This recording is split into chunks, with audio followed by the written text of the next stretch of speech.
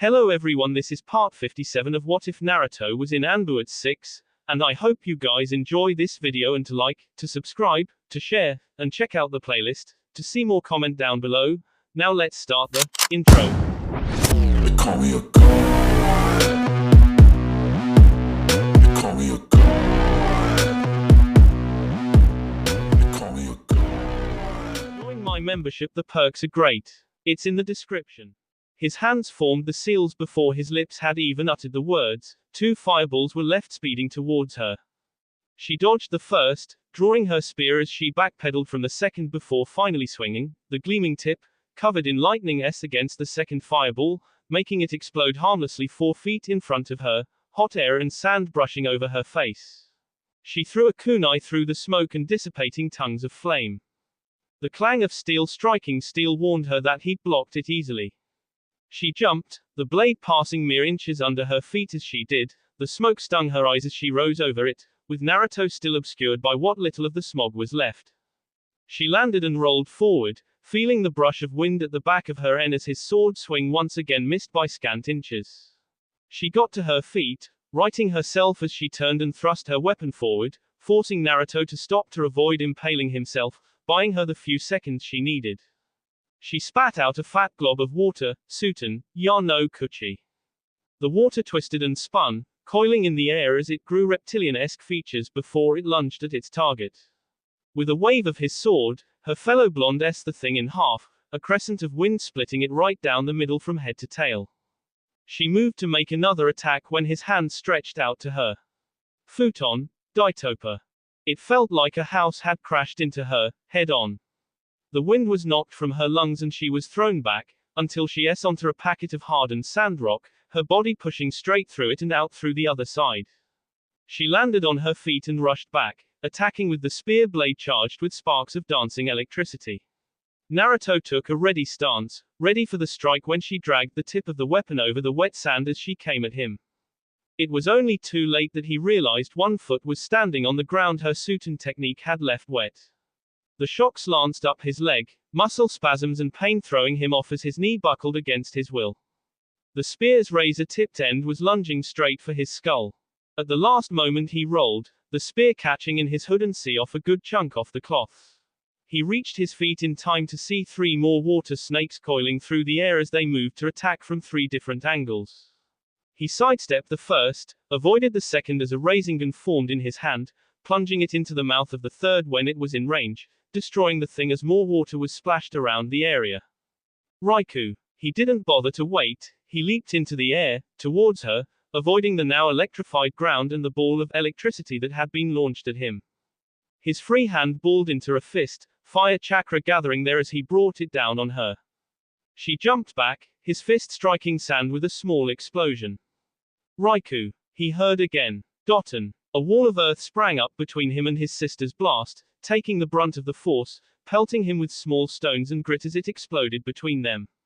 He rushed through the dust, another Rasengan in his hand. Only to find that she wasn't there. He snapped his eyes up, and saw her instantly, standing on a platform of floating water, her spear once again dancing with electric discharge. Raiten, ISO. Javelins of thin electricity shot out from the tip, dozens at a time raining down around him like a rainstorm of energy. Naruto cursed, dodging and weaving between the blasts of electricity as he formed his own hand seals. Kaiten, Goryuka. He breathed out a column of orange flame, twice as wide as any house in either Suna or Konoha. It soared into the sky, the head of a dragon forming at its lead. The bolts of electricity striking harmlessly against it.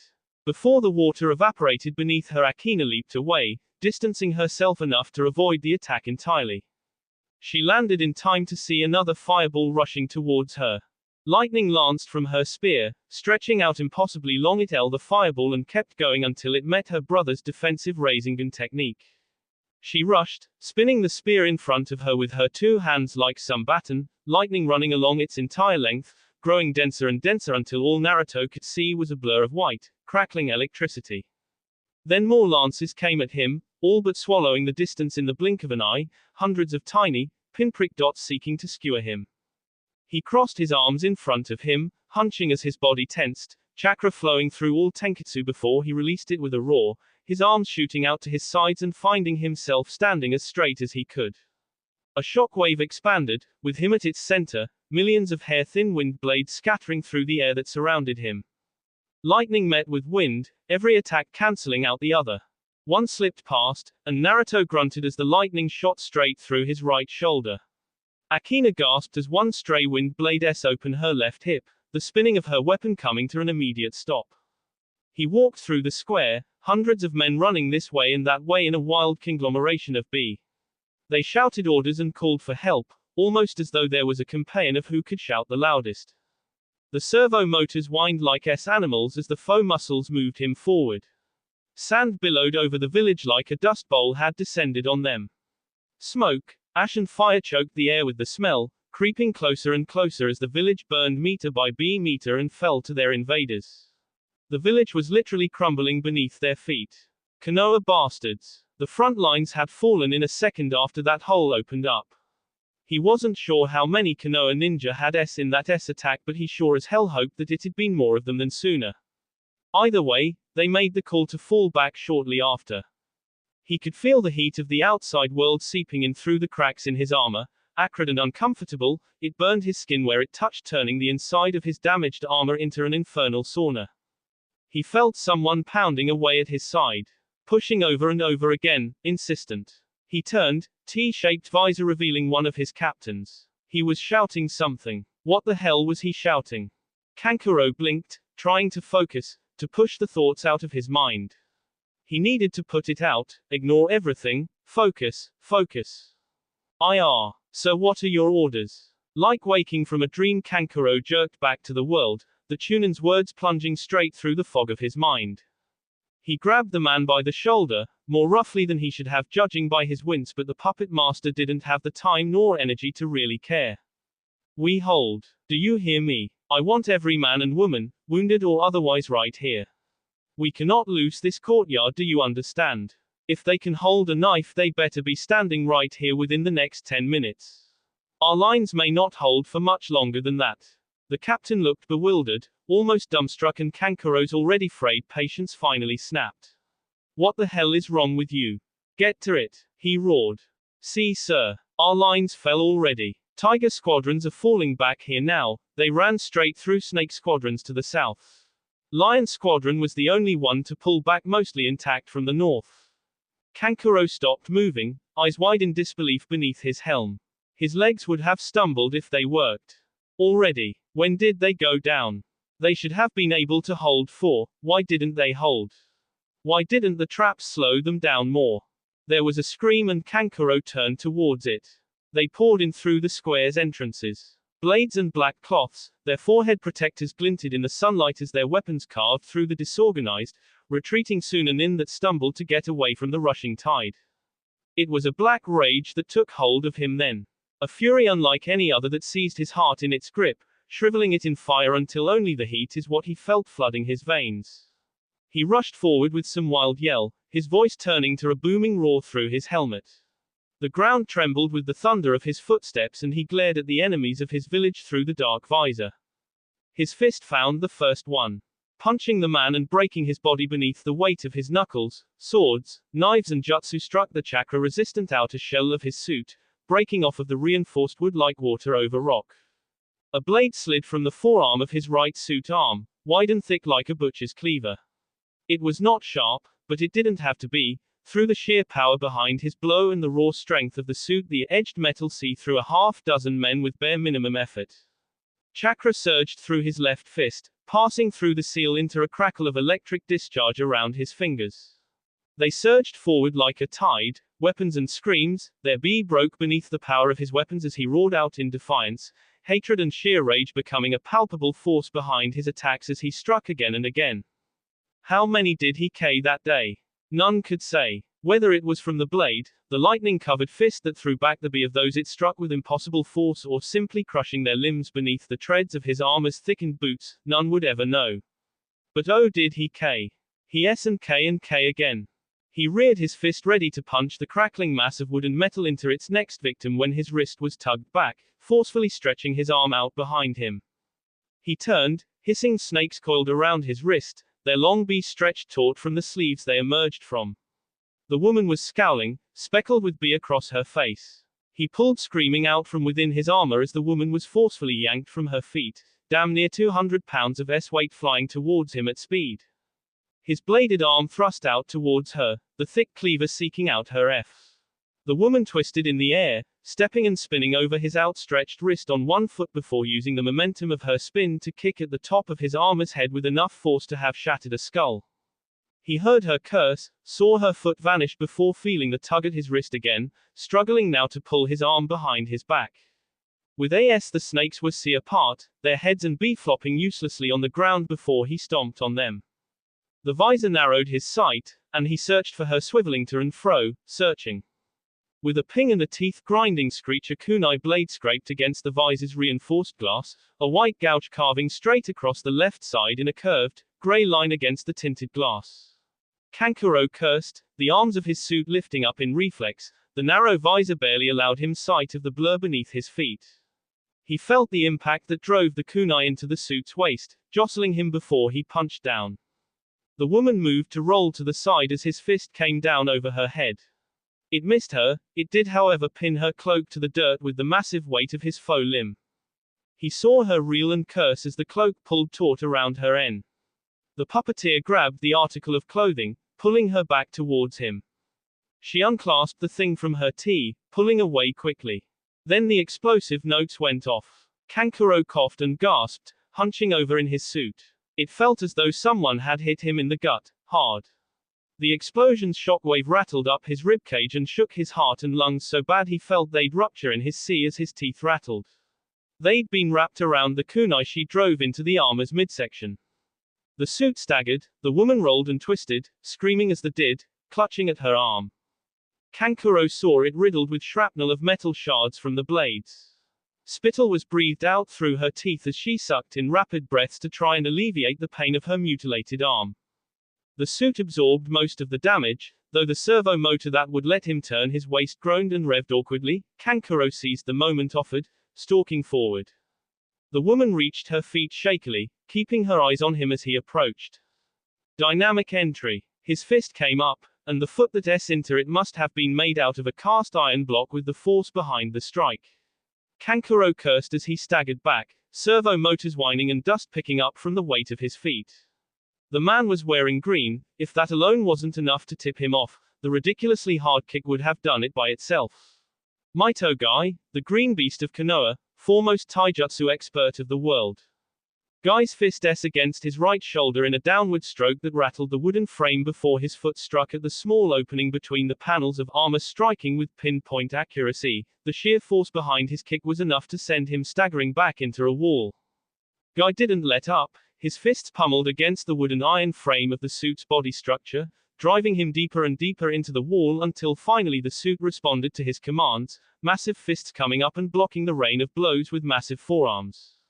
Guy tried to push down, his damn near superhuman strength giving the suit a run for its money before servo motors and mechanics prevailed over human F.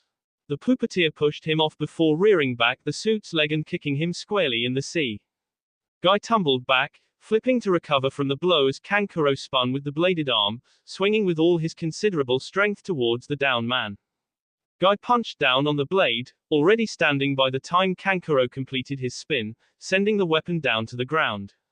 He attacked with his fist again only for Kankuro's other arm to rise and meet the blow with the flat of the armor's wrist.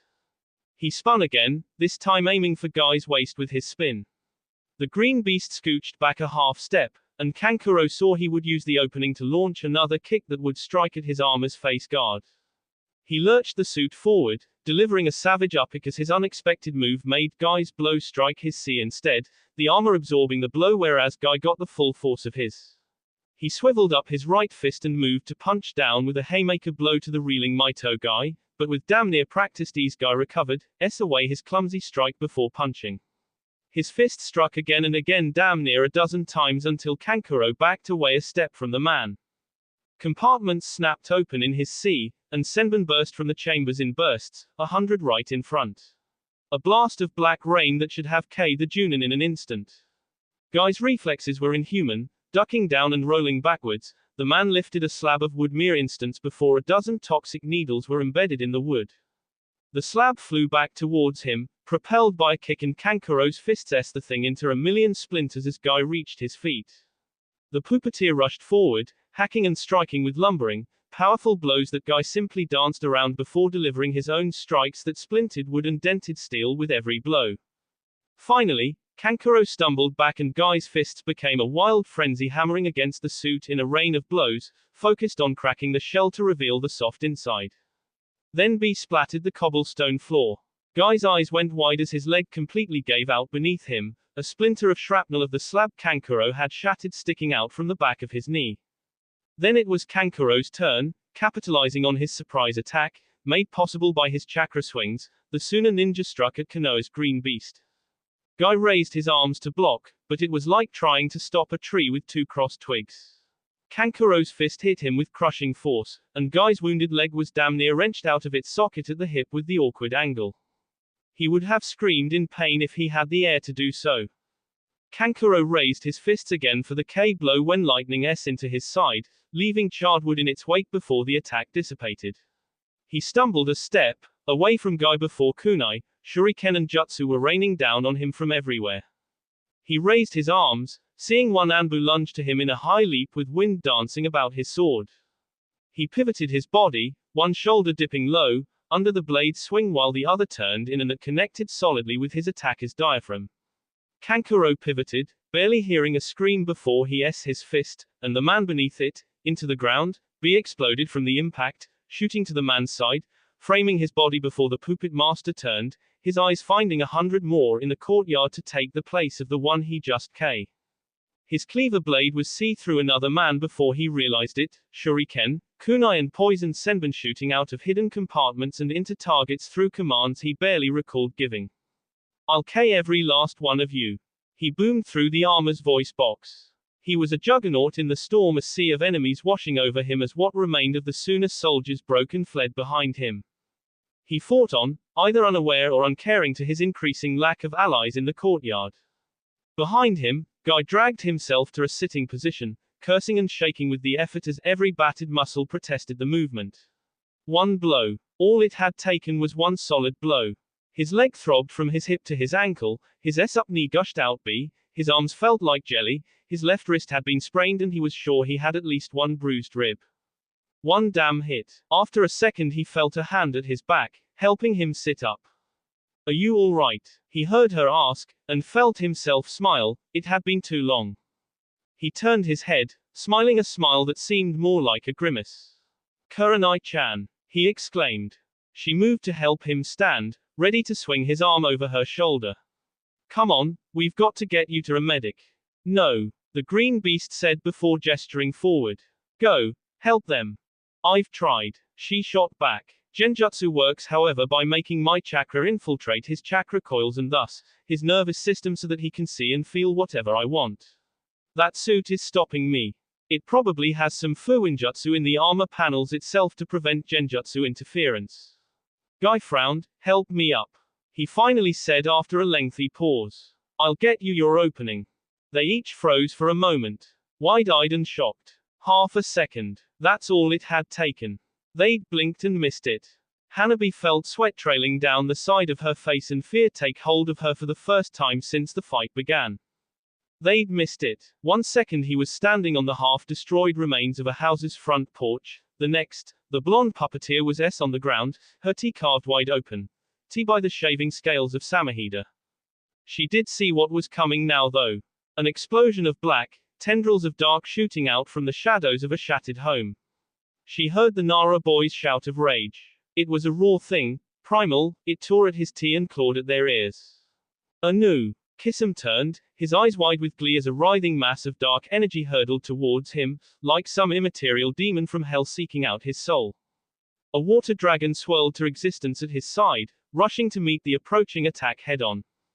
The swirling, mass of liquid was speared in an instant, lances of black, writhing shadow see through it in seconds, stealing away its form and composition before continuing to rush at Kisum. The wounded swordsman only smiled wider, brandishing Samahida with one hand in front of him. It was like a massive wave, rising up and up as it moved further into the shore before crashing down, swallowing Kisum whole. Then Samahida was swung, and the dark shadows were swallowed into it with the sound of water dousing a flame. The chakra that empowered them being swallowed and consumed by the strange sword. Shikamaru seemed to melt out of the black, weapons in hand. The look of rage on his face was a palpable thing as he charged the Kiri ninja. His moves were reckless, and the Inuzuka was no better as he joined his comrade. Both were angry, but the Nara was damn near gnashing his teeth. His eyes were being feral. Move. Yoshihiro suddenly barked at her and Shino. Take the chance for whatever it might be worth. She joined the attack a second later and realized that she had to be just as careful avoiding Shikamaru's whipping tendrils of shadow that lashed at the air around Kisum in attempts to hit him, as she was in avoiding Kisum himself. Still, this was unreal. 5 ninja, each an elite, one a cage bearing down on him. And Kisum was laughing. Shikamaru's shadow scored glancing blows that seemed to boil and fester like the beginnings of an angry burn. They looked painful, but the nuke ninja damn near ignored them for the most part. And the Nara was slowing down.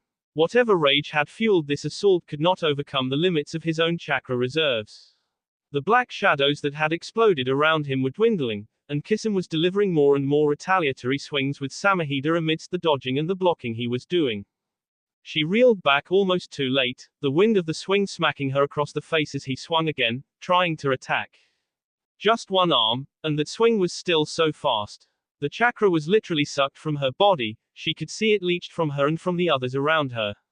That sword was a twisted thing that would K them faster than Kisum ever could. No wonder the Nara was tiring. The sword is practically feasting on him. She took a step to the side, allowing Yoshihiro the full opening he needed as he swung his hammer with a great, sweeping motion. Roaring as the massive head struck Samahida with a crack, Kisum was sent skidding several feet down the road.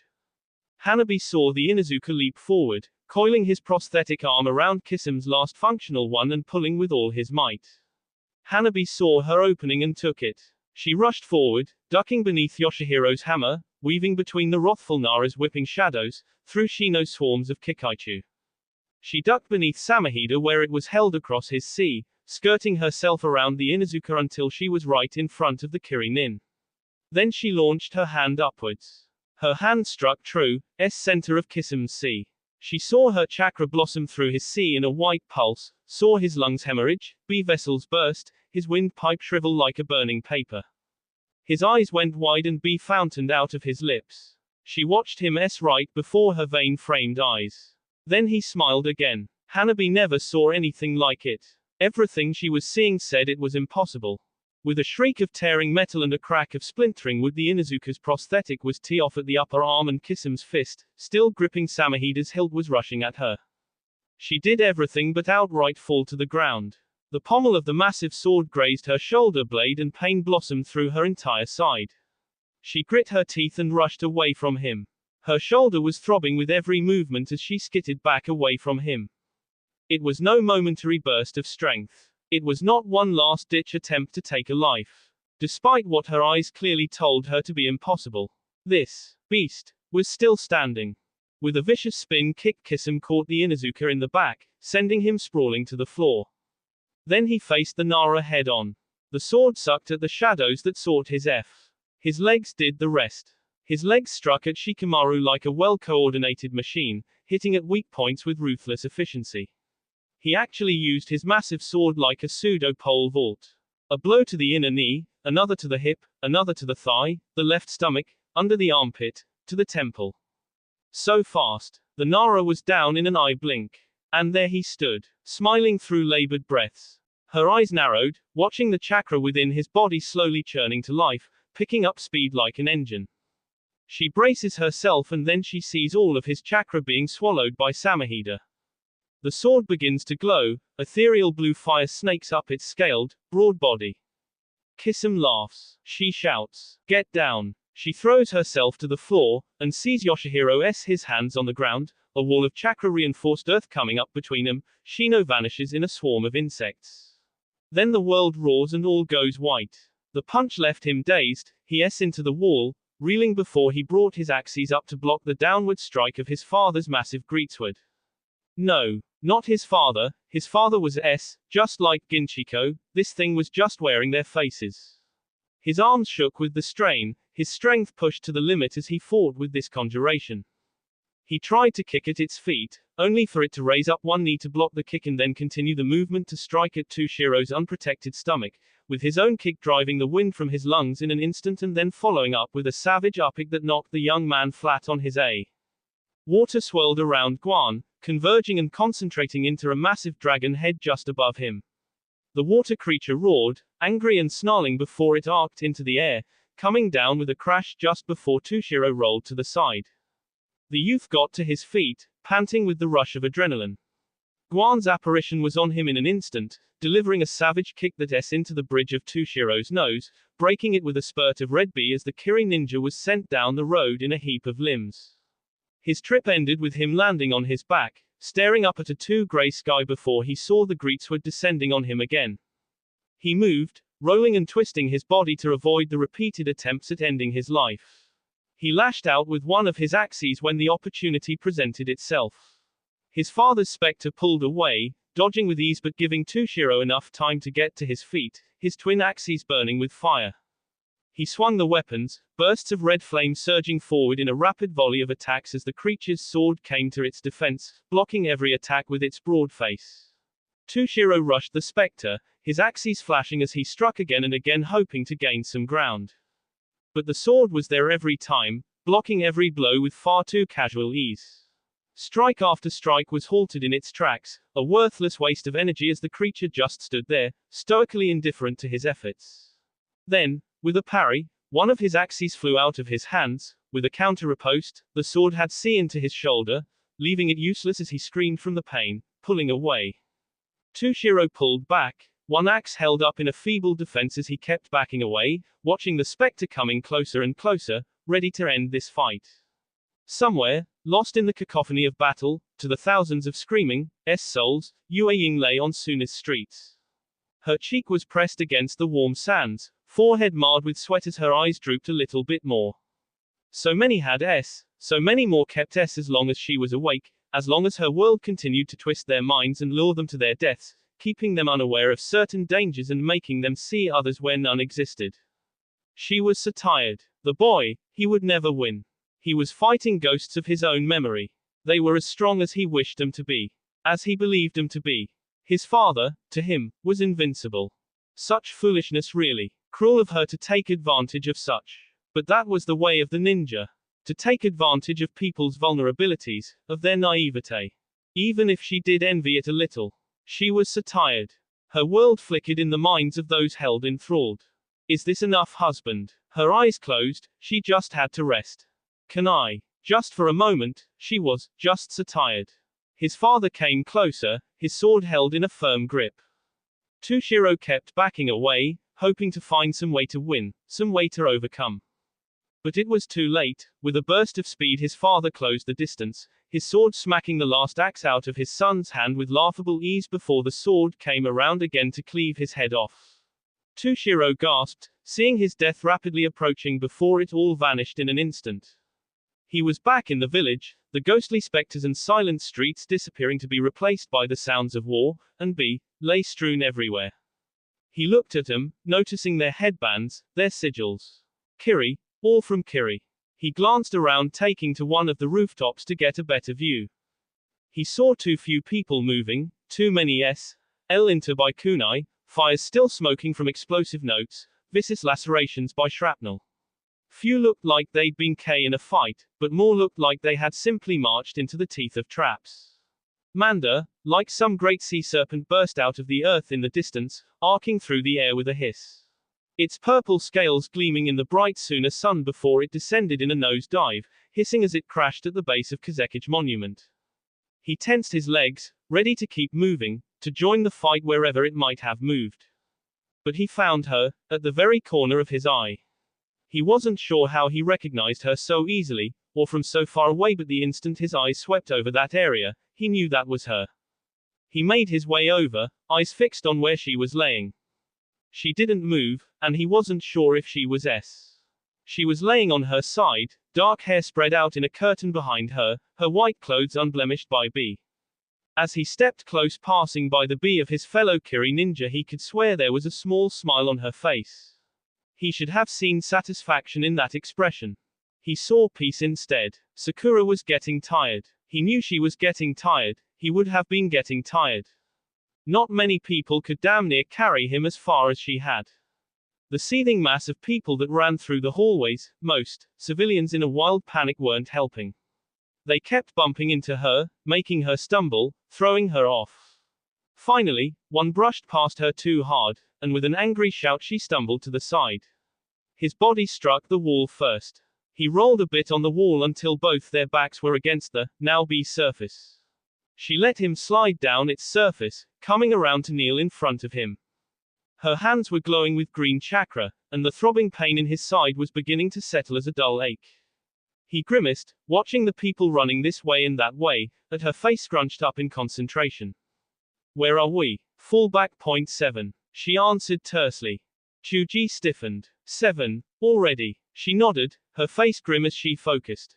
But she was a puppeteer, not a medic, and the way this was taxing on both her mind and her chakra coils was telling. A pair of booted feet stopped mid-run beside them, and Chuji trailed his eyes up towards the bee-soaked figure of Baki. Akamaiki. Haruno. He barked out, more shocked than anything else. Glad to see you're both still alive. There was a rumble, the ground beneath them actually shook and the panicked screams of civilians echoed through the halls. Baki turned his eyes back down to them, noting the wound in Chuji's side that was quickly healing under Sakura's ministrations. The second you're fit again, Akamaiki, get back to the front, we need to cover the civilians. Fallback point 7, the last fallback point. It was a shelter housed directly beneath the mountain. One massive door, a foot thick of solid, chakra-resistant steel at the heart of the facility housed a storage closet, which was currently being used to house enough explosive tags to blow the entire mountain to pieces. Then the other door, the real one, was nothing more than an illusion. A wall that housed the entrance to the caves. Complex, and very powerful, it would be days, if not longer, before any Konoha ninja discovered the entrance, and even then it would take them weeks to dispel the illusion by brute force means. The longer they held them off, the more people would escape safely. The moment any Suna ninja activated the seals in this place, the doors would be wrapped in a genjutsu, no civilian would be able to find it, and only Suna's top Junin and Anbu knew how to break it without merely brute force dispelling techniques. Baki walked away after that, leaving them in the hallway as he pushed through the throng of people making their way through. Look out. It was the only warning any of them had before the entire world collapsed around them. Not one more step. Not one more. Kankuro shouted. His kunais were done with, his senbon as well, a handful of shuriken remained to him by what he could recall, and 100 more still came at him. The servo motors of his suit whined, the heat from the sun and the crush of humanity all around him was suffocating within the confines of the armor, his mouth was dry, his skin was strangely cold, his vision blurred with the smoke, and he gagged on the stink of bee, and still he fought on. Not one more step. A plume of searing fire emerged from a nozzle under his left wrist, adding the stink of burning F onto the chaos of battle and the screams of men as their skin was melted away like hot wax. Then, his arm was lurched away, liquid flames streaming up like water from a hose, splattering everywhere and falling over them for half a moment like rain before he shut it off. He pulled, feeling resistance that was more surprising than dismaying before he himself actually felt a blow against the ribbing of his suit, the blow coming so unexpected he felt some air leave his body before he forced the suit's arm forward with greater strength, tipping and throwing his opponent in front of him. The sight of those green clothes made him grit his teeth in annoyance. He pointed the nozzle again, activating it with a stream of hellfire pouring from beneath his wrist. Guy swerved out of the way, and Kankuro's clumsy, armored feet could not turn him nearly fast enough to keep up as he poured fire all around him. Guy's fists again found their mark, pounding away at steel-ribbed, chakra-reinforced wood. Striking the exact same spot as before, the ribbing under his left arm. Kankuro cursed as his body began to feel once again, every hit. The armor was caving with every blow. He struck out and Guy once again expertly ducked before hitting again, this time with a full kick. The crack of wood felt like a thunderclap to Kankuro's ears, and his heart pounded against his sea like a drumbeat as he felt panic send a lance of fear through his body. He needed to get this bastard off of him. Seals glowed along his suit, and Guy backed away in all haste before bolts of bright lightning shot out from the armor like a coruscating, expanding bubble. The foolish and the unwary were caught in its web, feeling 1,000 needles their as their muscles spasmodically twitched and seized, their hearts beating too fast in their C before their B gave out or their organs were burned within their F.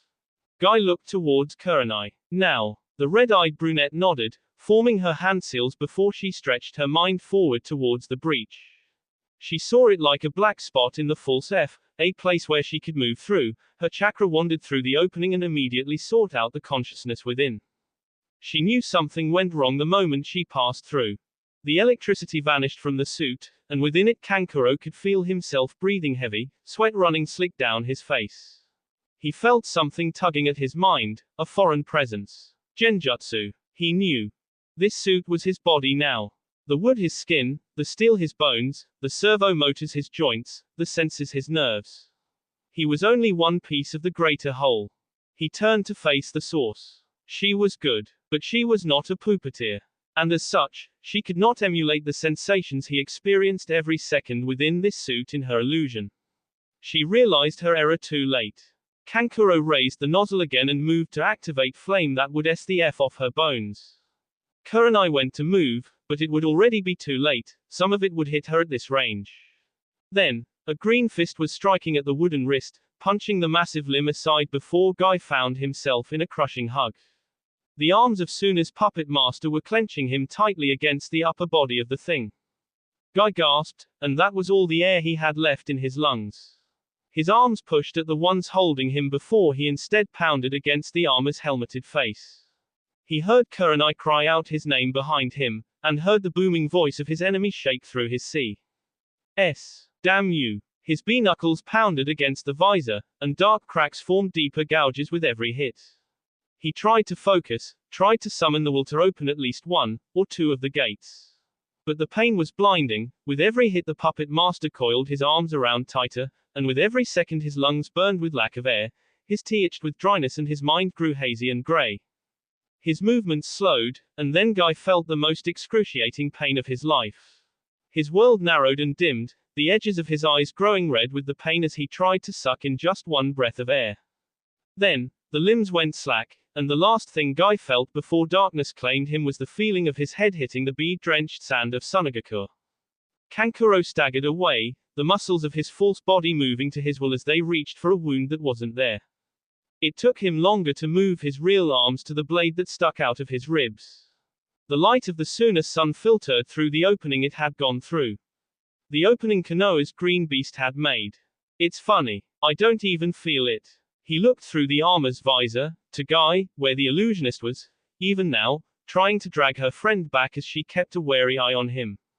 Looks like, neither of us leaves this place. Then something into his side, a heavy blast of hellish fire that exploded between the suit's shoulder and head. The arms raised in defense as more jutsu pounded against the armor's weakened frame. Their blows rained heavy now, one after the other, pounding and pounding and pounding and pounding. He fell, impossibly heavy knees squelching into mulched sand. The armor cracks, and light streams into his eyes. More and more as the gap widens after each blow. Brighter and brighter. He looked through the visor with darkening eyes, searching, seeking. Not one. Not one Suna ninja. Was there no one left? Was he the last? Where did they all go? The right arm of his suit was blown apart at the elbow, falling limply onto what remained of his body, leaving only the left to act as a feeble shield against the fusillade. His searching eyes fell then, onto the woman. She shouted for a medic, cradling the unconscious Guy as she shouted over the din of battle. His left hand abandoned its place in front of him, reaching out towards her. He opened his mouth to speak, but it was only a dry rasp that left his lips. He wanted to speak. Why couldn't he speak? My brother, please, take me not here. Gaara. But all he saw on her face was grim satisfaction before all-consuming flame.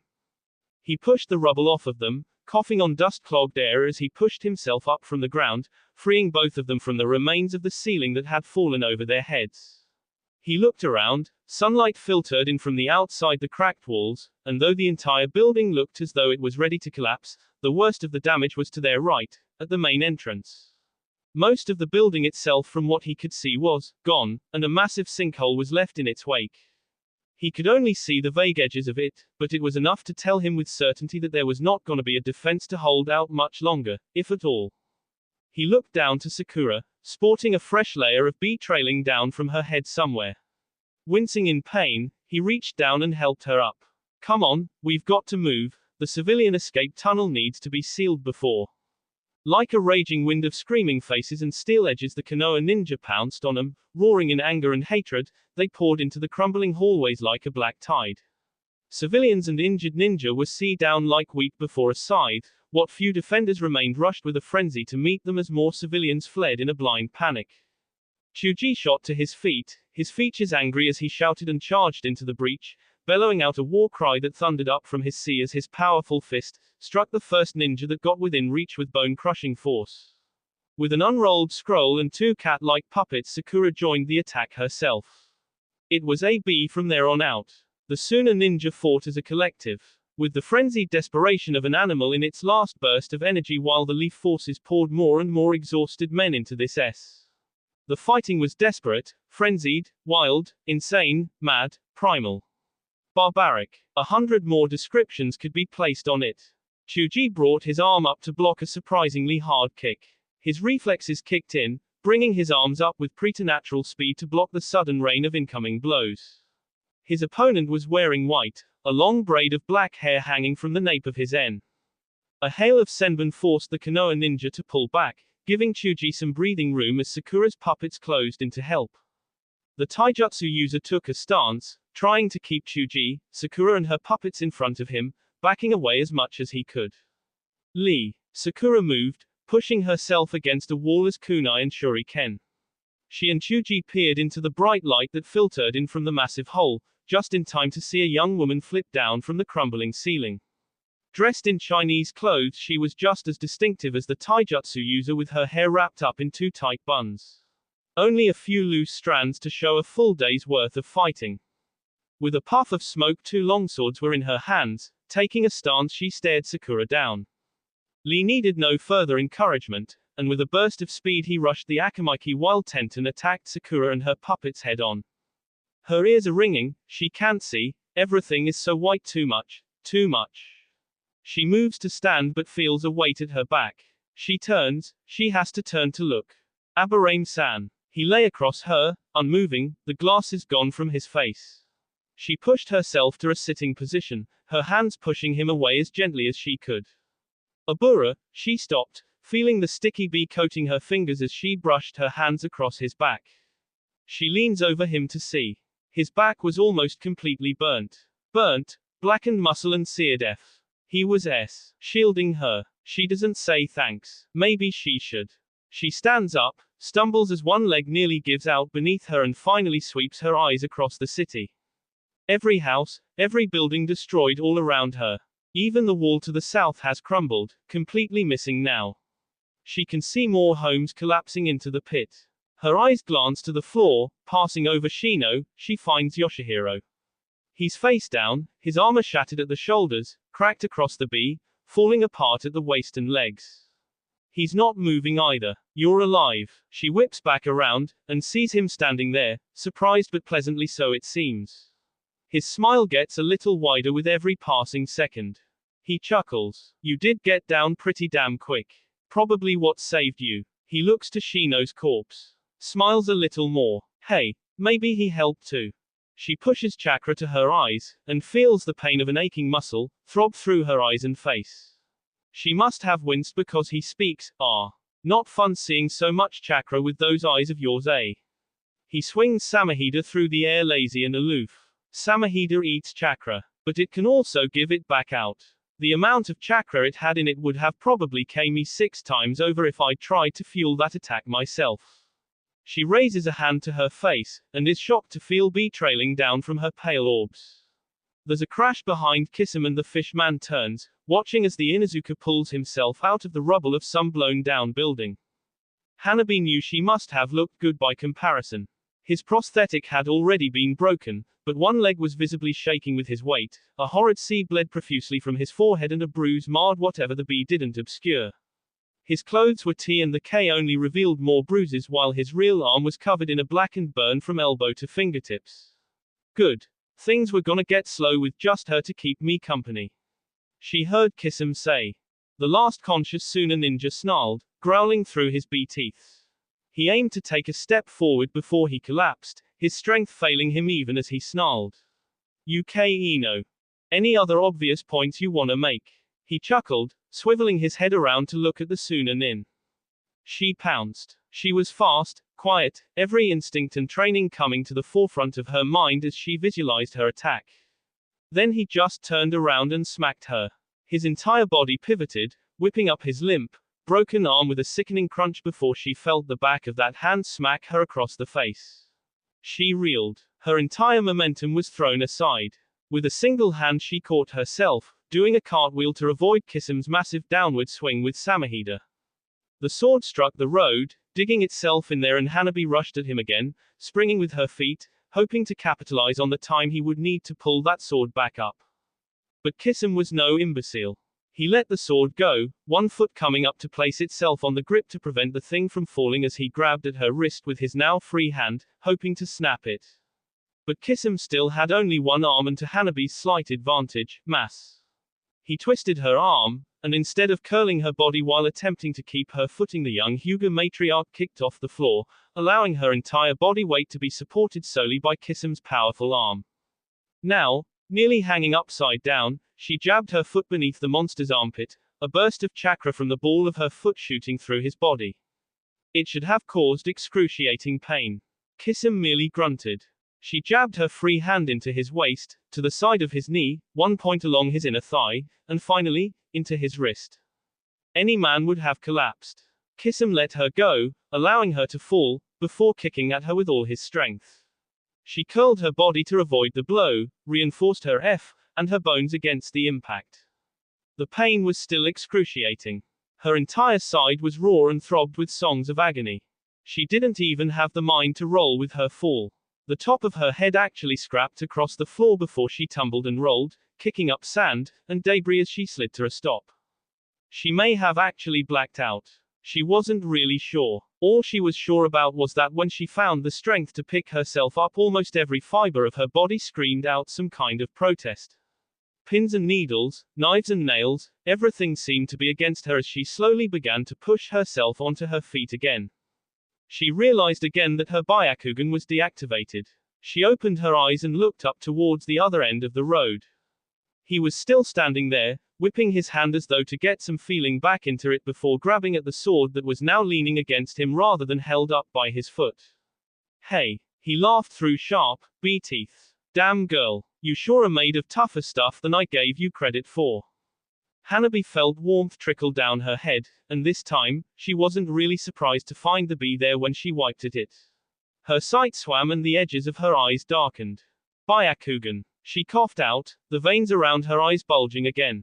His smile was positively gleeful now, like a child that just realized the gift he'd always wanted was now in front of him. You wanna go again? Oh, this is rich. You. She coughed, hacking and wheezing. You can't move. His smile faltered. You can't move. I struck enough points along your body to stop you from moving your legs. It should kick in about now. He smiled again, this time somewhat bitterly. She had no doubt he could feel that it was true. She could see it was.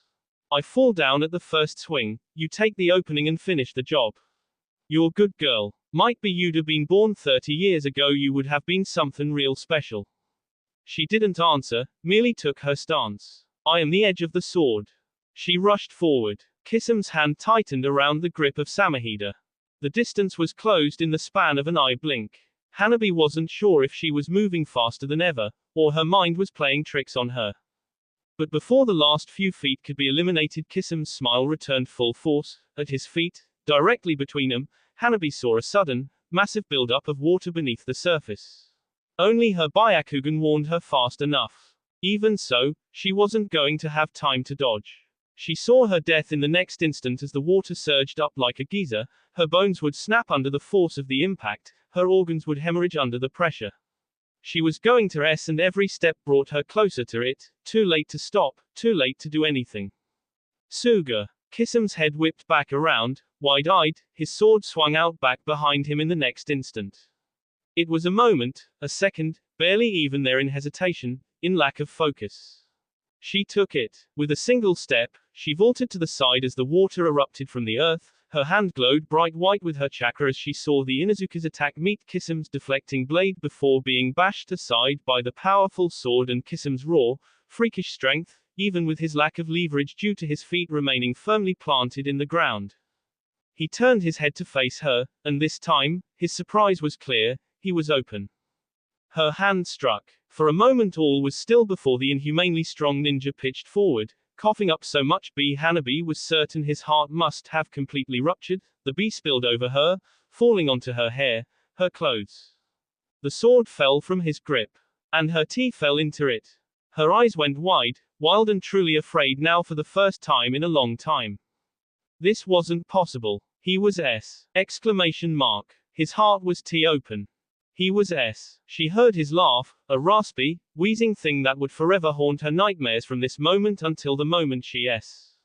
Hey, it's funny. He rasped, and bee specked across her face as she turned her eyes up to his clouded orbs. Kinda fitting now that I think about it, to be K by you. She swallowed, feeling his hand wrapped around her all the more because of the movement. What do you mean? He smiled, all bee gums and pinkish teeth. You would have been born 30 years ago, you would have been something special, girl. His hand pulled itself away from her rising slowly. Somewhere in her mind she realized she could pull away now, get out of his reach, get safe, but she was held fast, by fear, by him, whatever it was she could no more move her feet than a man could survive without air. His hand fell heavily on her head, patting it. You would have been something just, like, me. He laughed one more time. Then he closed his eyes and fell to the ground. They found themselves in the familiar position of stumbling through the narrow hallway, with him leaning on her again to keep walking. Somewhere, distantly, they could hear the shouts of the battle still raging behind them. Come on, Sakura urged. It's just a little farther, Chuji. He didn't answer, just sucked in whatever air he could in his heavy breaths. His side was profusely now, open in the struggle, more damage than before. That Lee guy hit hard. Turn left here, he said, guiding her where he remembered. They turned, rounded corners and stumbled through passageways, a literal maze leading them round and round in circles until they finally found the end of a hallway. Sakura placed her bee-soaked hand at its surface, scrunching her forehead up in thought for a second. Damn it, how did? Chuji looked down the hallway, where the sounds could still be heard. Only now, there was less sounds of fighting. He could only hear the sound of men being K. People would think screaming was screaming, but after a while one could tell the difference. He stepped out of her hold. Don't worry, Shikamaru taught me, keep an eye out. She nodded, giving up her frustrated efforts as Chuji formed his hand seals. She turned around and drew a kunai, letting her eyes linger down the long hallway. It took him almost a full minute. The illusion was one of the most complex Suna had at its disposal. As much genjutsu as it was ninjutsu. When he was done, the illusion was dispelled, revealing the wide entrance to the tunnels. Sakura, he called, looking over his shoulder watching her turn and look at the opening with a nod. Then he saw them, the taijutsu master, and the bun-haired girl. Chuji didn't have to. He grabbed Sakura's wrist and, damn near threw her into the mouth of the cave. She stumbled and fell. Chuji. He smiled, his big face crinkling up with that familiar happiness of his. Sorry, Sakura-chan. I don't know how to reform the illusion from the other side. His eyes grew sad. This was never an escape for both of us. Her eyes went wide and she screamed when his hand came up in a seal. She moved to get to him, only to find the wall between them. Her hand smacked into its surface, touching it as though it was real. As though it was real wood beneath her fingers, real plaster. Chuji, she shouted as her fists curled, and began to pound against its surface, screaming in desperate anger. Chuji smiled. Sorry I had to lie, Sakura. He couldn't hear her. The illusion was too strong. Too many seals painted into the area around them. Everything in his mind told him this wall was real and there was nothing beyond it. But he knew she was screaming at him right now. You'll forgive me, won't you? He turned around and saw Lee and that bun-haired girl marching down to face him. The girl threw a kunai. It wasn't aimed at him, it struck the wall at his back with a clink before the knife fell to the ground. Strong illusion. He heard her comment to Lee. Doesn't let our mind simply perceive it as not there, but not even weapons can just slip through it. We can deal with it later, yes. Lee answered. Chuji reached into his pocket, grasping at one of the few family pills he still had left. They'd never been able to make more after they fled Konoha. Too many things lost, and not nearly enough herbs in sooner. Last one, let's make it count. He popped the pill in his mouth. Suten, Suiro no Jutsu. The technique enveloped him in an instant, a massive blue bubble of rippling water that made every part of his body feel as heavy as lead. Chakra surged through him, pushing at the invisible bonds, overpowering the technique. Akina spun her spear in her hand, swiveling her grip with 2 spins to make it go from the middle to the end of the spear, pressing the weapon's tip against the swirling water prison. Raiten, Jaibushi. The voltage that ran through Naruto's body sent every nerve to screaming. He tightened his muscles, forcing himself through sheer will to not lose his focus and control of his limbs entirely, pushing more of his chakra into the water around him. Akina pulled her hand free of the prison, the lightning enclosing in an instant to keep the delicate bubble intact with the lack of her direct contact. With a push of her chakra, the massive projectile went soaring into the air as she formed more hand seals. Reishu Hachiri no Jutsu. 3 hounds of electricity shot out of her hand, rushing through the skies as the water ball rose higher and higher, 3 arcs of wildly crackling electricity connecting her to them as they separated and rushed at the Devil King from 3 sides. They crashed with the sound of thunder, so violent and so loud, her ribs were shaking in her seat, she felt her ears ringing, the earth lurched beneath her feet as the skies lit up with a second sun, the black clouds of smoke fleeing from the scene of the blast. She was so focused on the sky, she almost didn't pay attention to the ground at her feet until it was too late. She swerved, fast enough to avoid her head being sea off her shoulders, not fast enough to avoid the sea that opened her skin from her left ear to the bridge of her nose. She cursed, her free hand flying towards her face as she pressed her palm against the injury. Whatever pain she was in was quickly forgotten as Naruto pressed his attack. Rushing forward, she grabbed the spear by the counterweight, thrusting it forward to his face. Naruto fell to his knees, sliding across the dirt as he leaned his body back, the spear tip passing harmlessly overhead as he swung his drawn sword at her feet. Akina thrust the spear down, its point cleaving into the dirt as she used chakra to jump, the spear acting as a pole vault. She landed behind her brother, pulling the weapon free as he got to his feet. Suten. Futen. The water swirled before her, a whirlpool churning in the air between them before the wind entered it with the force of an enraged Akamaki. The water vanished, and she appeared, eyes rimmed with red. She didn't even move when the air pressure hit her, breaking over her body like the tide on the stone. Her spear was once more strapped to her back, hands were shaking, one gripping fire, the other electricity, and Naruto remembered where he'd seen her use this before. He threw his sword to the ground, tip digging into the hard-packed sandstone as he placed his other hand over the Rasengan, chakra swirling around it in a cyclone of howling, sea wind chakra. She rushed forward, the pulsing ball of white-hot energy in her hand, burning her skin down to the bone, faster than the Kyuubi could heal it as Naruto gripped his sword again with his free hand and met her charge with his own. The explosion knocked him off his feet, throwing him to the ground as though it had been him, not the Eastern Gate, that Manda had into. He began to rise, slowly beginning to reach his feet as he watched his sister doing the same across from him. His still blue eyes fixed themselves onto her glowing red ones through the haze of kicked-up sand and dirt.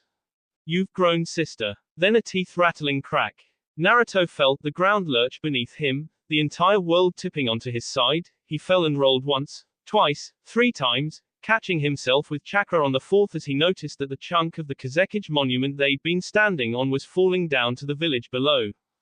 He ran up, seeking to leap onto the still stable mountaintop. In contrast, he saw her running down, rushing to the collapsing edge. It took him a minute to realize why. His eyes swiveled to the still unconscious Kazekage just as the red head tipped over the edge. And Akina jumped right after him, red wisps of chakra spilling from her skin as she called more of the demonic energy to her. Her knuckles throbbed, her hands hurting. It wasn't real. It wasn't real. Her hands weren't there was no goddamn damage to her fists. This wall didn't exist. Her fists only hurt because she thought that they should. She sobbed and screamed, pounding away with tears trailing down her eyes. Chuji. The aches of his muscles vanished, his waning chakra reserves were replenished. With a shout, he charged. Lee met his charge head-on, lashing out with a kick that met Chuji's center and was about as much of a deterrent as a spitball would have been. The Akamaiki grabbed him by the shoulders, roaring as he the taijutsu master into one wall, and then him into the other. He raised his arm at the last moment, the edges of the girl's sword scraping along the armor of his forearm with a screech of metal across metal before he swung at her. She backpedaled quickly, and Chuji turned his eyes back onto the taijutsu user in time for Lee's fist to catch him on the cheek. A vicious backhand Lee against the wall, winded, the taijutsu master ducked beneath Chuji's follow-up, the Akamaiki's massive fist punching straight through the wall like it was wet cardboard. Lee moved in the narrow hallway, positioning himself to deliver a strong kick that connected with Chuji's broad back solidly. He was about to follow it up with a front kick to the ribs when Chuji yanked his arm free, punching at the taijutsu master with his broad, meaty fist, sending Lee sprawling onto the floor. He moved to capitalize on the opening when, with the slide of steel see-through Tenton's sword burst out of his C, its tip coated in B. Chuji stumbled, groaning before he fell onto his knees, watching through clouded eyes as Lee stood up, feeling a distant pain when the girl pulled her weapon free. He smiled at the wall that was there, but not there. "You'll forgive me, won't you?" And behind that wall, Sakura screamed and cried. The wind whipped past her face as she shot down with the pull of gravity. Gaara's Kazekage robe whipped at her hands and face before she pulled him against her, his limp body awkward in her grasp. A shadow was cast overhead and she turned, looking over her shoulder as Naruto descended above her, his form shooting down like an arrow as he held his arms to his side, diving head first. She turned in mid-air, reaching for her spear. As she thrust it forward, lightning again crackling through the shaft and blade, a blade of pure light emerged, surrounding the hilt and lengthening the weapon's offensive edge and tip nearly 15 feet. She swung, and Naruto's wind-coated sword came to his defense, the force of the swing sending him veering off to the side. Thus, leaving her completely open when a clone materialized just 2 feet above her, one arm holding the Kazekage, the other still gripping her outstretched weapon. She screamed when the Rasengan hit her full-on, drilling right at her sternum perfectly, choked her off. Her essence bubbling up from her tea as her entire body convulsed and her insides were damn near L apart only to regenerate in a second and be T apart again. The clone dispelled as she shot down to the earth at triple the speed, the entire world blurring as her eyes darkened. The last thing she saw was the crumbling rocks of the mountain chasing after her. When she woke, it was to the odd sight of sand, hanging over her like a canopy. She groaned, more bee bubbling up from the back of her tea as she coughed and spat it out. Her harzed eyes found Gaara's equally pitiful-looking form. The Yondaime Kazekage was visibly struggling to hold up the weight above them. Gaara, she was off as she hacked up more bee, rolling over and spitting it out. "You're awake." "Barely," he answered, groaning as he momentarily seemed to buckle under the weight. "I can't hold this up for." The Kyuubi's bubbling, red chakra rose up to replace the sand, supporting the weight as Gaara finally allowed himself to collapse again. "He's winning," he said simply after a few breaths. Akina nodded, clutching her C in pain as she sat up. "Yay." Then she pushed the rocks above them, finding the weight to be light all things considered, and with just one shove the light of day filtered down towards them from the surface. She pulled herself up, reaching down and helping Gaara to stand, only to find the Godaime Hokage standing just 20 feet away, one sword still in its sheath, the other at his side, his cloak whipped up in a fierce wind rushing in from the desert to the scorching fires in the village, fueling them further. She pulled herself free completely, Gaara still struggling in the hole, exhausted and still recovering, he would be no help to her here, not for a while at least. So staying next to him would only put him in danger. When she walked closer, the Kyuubi's chakra covered her like a shroud, the pain of the Rasengan was still there, but it was fading, no longer crippling. "You're still alive," he said, he didn't sound very surprised. She noticed something then. His eyes were still blue. And he was panting. "You're holding back," she said as the realization her across the face. "Am I?" He sounded amused, as though he were merely indulging a fool's suspicion. But, it may as well have been a confession to her ears. "You haven't used the Kyuubi's chakra once. You never hesitated before, your wounds aren't healing as quickly." You're getting tired. Why aren't you going all out? A sliver of hope crept back into her heart as she asked. A faint glimmer of a thing that was barely worthy of being called something real. He seemed to take a breath, as if getting ready to deliver some kind of answer, any kind of answer, when she suddenly saw his body tense, and felt the wisp of disturbed air brushing across her back. Move. His warning came too late, and the pain too soon. White hot, it burned up her spine with such ferocity she screamed, feeling her tea tearing all over again at the shrilled agony it was pouring out, before something into her. As the world blurred, the QB chakra dissipating around her body, she barely heard her brother shouting her name before everything went dark. Naruto stood on the street, eyeing the rubble that was now the house his sister had just been pushed into, wooden masonry collapsing on top of her. Because he can't, the man said, and Naruto redirected his attentions onto his sister's attacker. The former leader of Akatsuki. Pain. Fierce blue met unerring Rinnegan, the multi-rimmed eyes of a man who fashioned himself a god glaring at Konoha's Devil King. Can you? Hanabi stood before Kisam's unmoving corpse, her eyes remaining glued onto his smiling face, dazed, frightened. She jumped when a hand fell onto her shoulder, making her turn to face them. That will be all for this video. Be sure to like, subscribe, share, and comment down below for more videos. Goodbye.